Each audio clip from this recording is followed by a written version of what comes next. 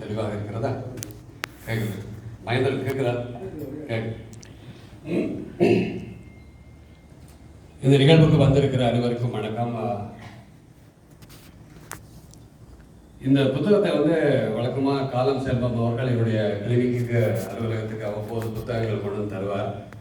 ஆனால் இந்த புத்தகத்தை கொண்டு வந்து எதுக்கு தந்தார் அப்படிங்கிறது நான் புத்தகத்தை படித்த பிறகு தான் கொஞ்சம் வித்தியாசமாக யோசிக்க ஆரம்பித்தேன். ஏதோ பிளான் பண்ணி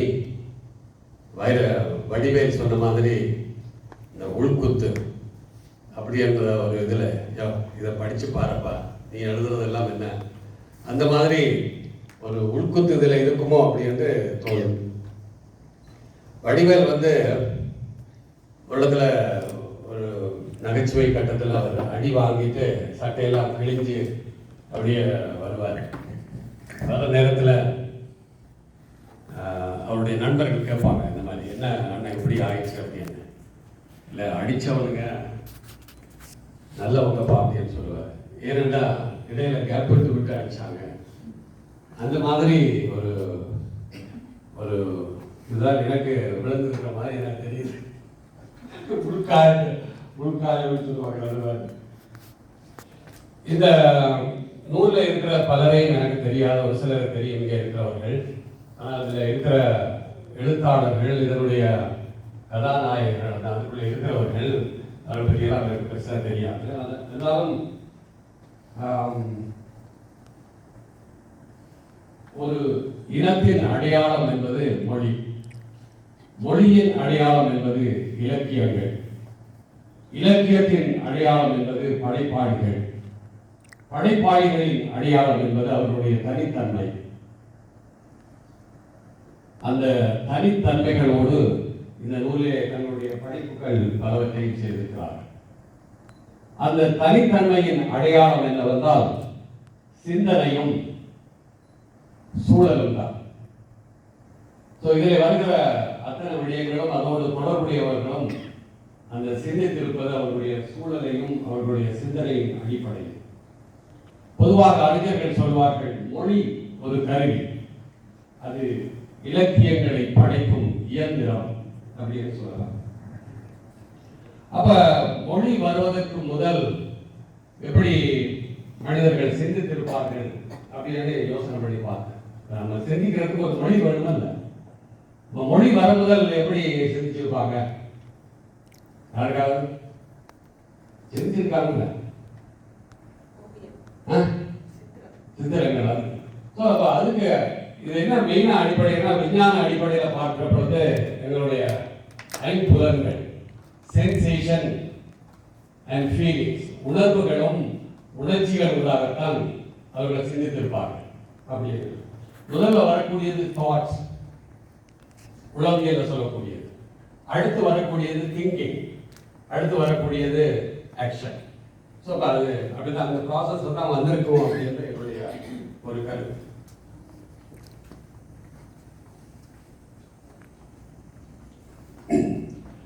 ஒரு படைப்பாளனுக்கும் பைத்தியக்காரனுக்கும் ஒரு சின்ன கோடு தான் வித்தியாசம். என்ன அப்படி சொல்றேன்னு உங்களை நானும் அதுக்குள்ள வர்றேன். அதனால ஒரு சின்ன கோடு தான் வித்தியாசம். என்ன அந்த கோடுன்னா, படைப்பாளிகள் அப்பப்ப அந்த கோட்டை தாண்டி வந்துட்டு போறாங்க, பைத்தியக்காரன் அங்கே இருந்துடுறான். இதுதான் அந்த வித்தியாசங்கள். இதுல குறிப்பாக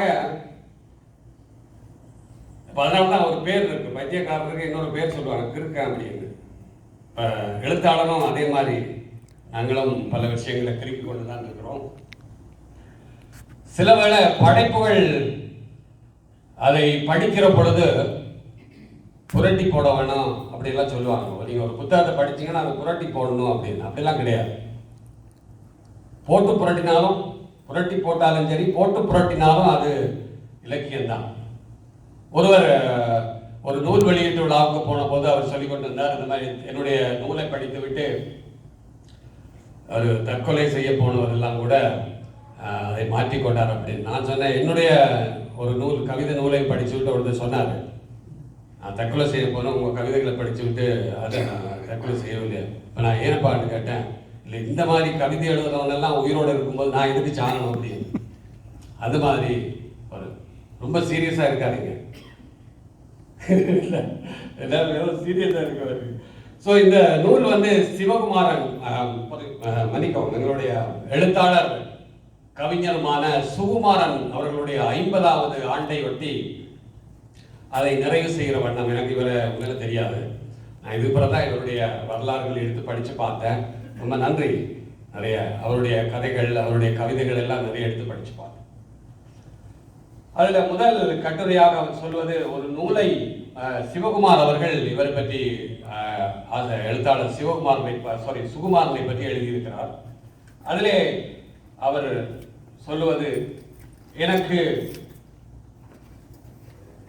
சுகுமாரனின் மொழிபெயர்ப்புகள் வாசக குதூகலத்தை பகிர்ந்து கொள்ளல் என்ற தலைப்பிலே தான் அவர் எழுதியிருக்கிறார். அவர் அதில் குறிப்பிட பொழுது ஒரு நூலை மொழிபெயர்க்க தேர்ந்தெடுத்த காரணங்கள், ஏன்னா அவர் ஒரு பெரிய மொழிபெயர்ப்பாளர், பல பின்புலங்களை கொண்டிருந்தாலும் தான் அனுபவித்த வாசக குதூகலத்தை மற்றவர்களும் அனுபவிக்க வேண்டும், அதை பகிர்ந்து, அதுக்காக தான் இந்த மொழிபெயர்ப்பு கலைக்குள்ளே தான் வந்த அப்படின்னு அவர் குறிப்பிடுறார்.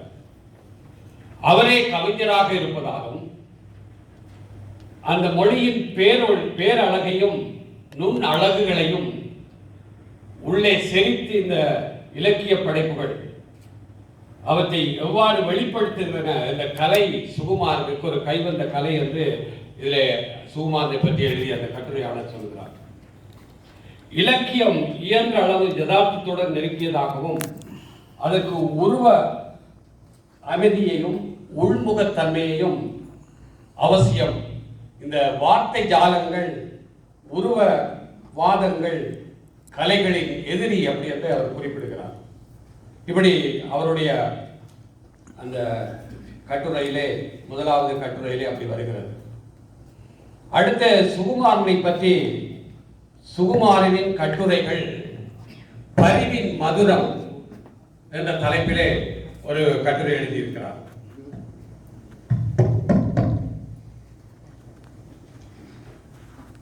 இப்பதான் ஆரம்பிச்சு இந்த சுகுமாரனின் கட்டுரைகள்ல ஆதார அழகே அவற்றின் வெளிப்படும் பரிவும் அந்நியோன்யமும், கம்பேஷனேட் கைண்ட்னஸ் அப்படின்னு சொல்லுவார்கள்.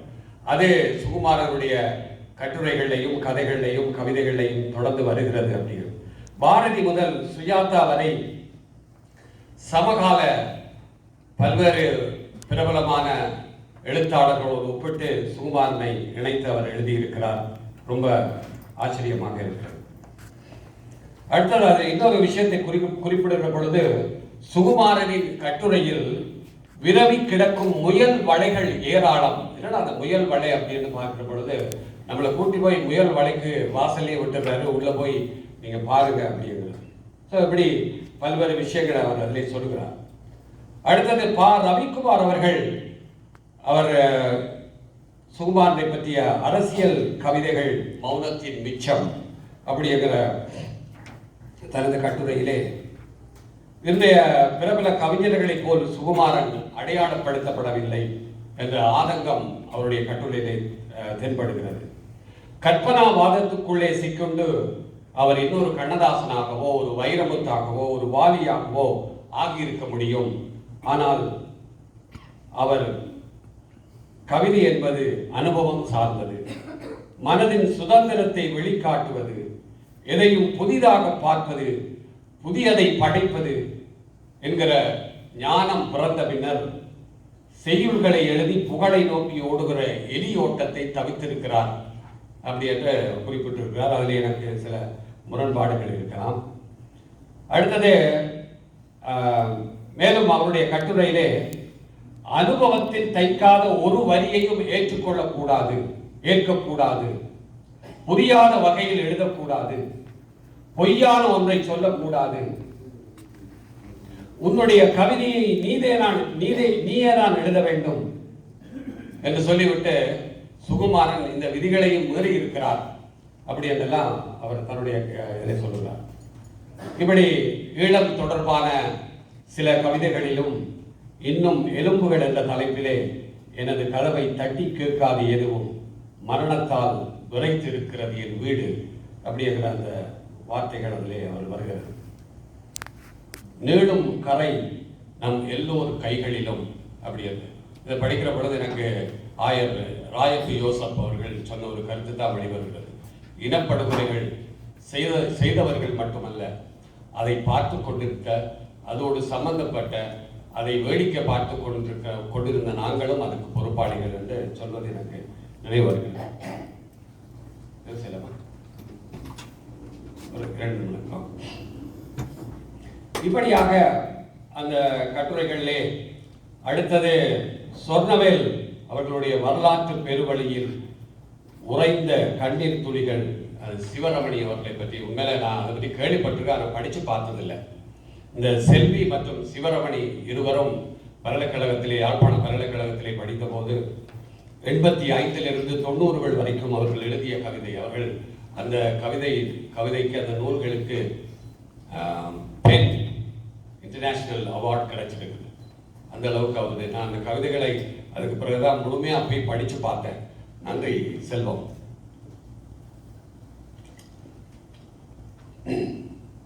கண்டிப்பாக நீங்களும் அது நூலகம்.comல அவருடைய அந்த புத்தகம் இருக்குது, போய் படித்து பாருங்க அந்த கவிதைகளை. அதிலே செல்வி என்பவர், சிவரமணி என்பவர் 1991 தற்கொலை செய்து கொண்டார் பல்வேறு காரணங்களுக்காக. அதில் மற்றவர் செல்வி என்பவர் 91 கடத்தப்பட்டு காணாமல் போய் பிறகு சிறையில் இருந்து அவர் விடுதலை ஆனார். இப்படி அந்த வரலாறுகள் எல்லாம் இருக்கிறது. சச்சிதானந்தன் சுகிரராஜா அவர் தன்னுடைய அந்த இயல் விருதுக்கு இங்கே கேரளாவுக்கு வந்த பொழுது லண்டன்ல இருந்து வந்தார் நினைக்கிறேன். என்ன சொல்லுவோம்? ஆமாம், அவருடைய உரை இதில் ஒரு கட்டுரையாக வந்திருக்கிறது. அதில் உண்மையில இந்த விசாலமான இலக்கிய வழியில் நானும் ஒரு என்றுதான் படுகிறது அப்படின்னு சொல்லியிருக்கிறார். அவர் எல்லா விதத்திலும் கதை சொல்லிகள், வைத்தியர் உங்களுக்கு, அதாவது அது நல்ல ஒரு தெளிவாக சொன்னது எனக்கு ரொம்ப பிடிச்சிருக்கு. வைத்தியர் என்ற முறையில் ஒரு நோய், எல்லாரும் ஒரு வகையில கதை சொல்லிகள் தான். வைத்தியரிடம் ஒருவர் தன்னுடைய நோய்களை, தன்னுடைய அறிகுறிகளை சொல்லுகிற பொழுதும் அது ஒரு கதை மாதிரி சொல்றது. நானே பல நேரங்களை அனுபவப்பட்டிருக்கேன். சில பேர் இந்த தொழில் போற பிரச்சனையை சொல்லுவாங்க. எனக்கு ரொம்ப ஆச்சரியமா இருக்குது, எப்படி இதை இப்படி சொல்றாங்க. ஒருத்தர் சொன்னார் என்கிட்ட, நான் வழக்கமாக கேட்போம், எப்படி உங்களுக்கு கக்கா ஒழுங்கா போதா அப்படின்னு கேட்போம். அவர் கேட்கும்போது அதெல்லாம் ஒன்றும் பிரச்சனை இல்லை. ஒருவர் சொன்னார், நாம்பன் மாட்டு சாணம் மாதிரி அது போகுது அப்படின்னு. எனக்கு இன்னும் அது நினைவு இருக்கிறது. நாம்பன் மாடு தமிழ்நாட்டில் இருந்து வந்தவங்களுக்கு தெரியாது. நாம்பன் மாடாண்டா என்னன்னு தெரியுமா உங்களுக்கு? காளை மாட்டை தான் இலங்கையில் நாம்பன் மாடு அப்படின்னு. நாம்பன் மாடு சாணம் போட்ட மாதிரி போகுதுங்க அப்படின்னு.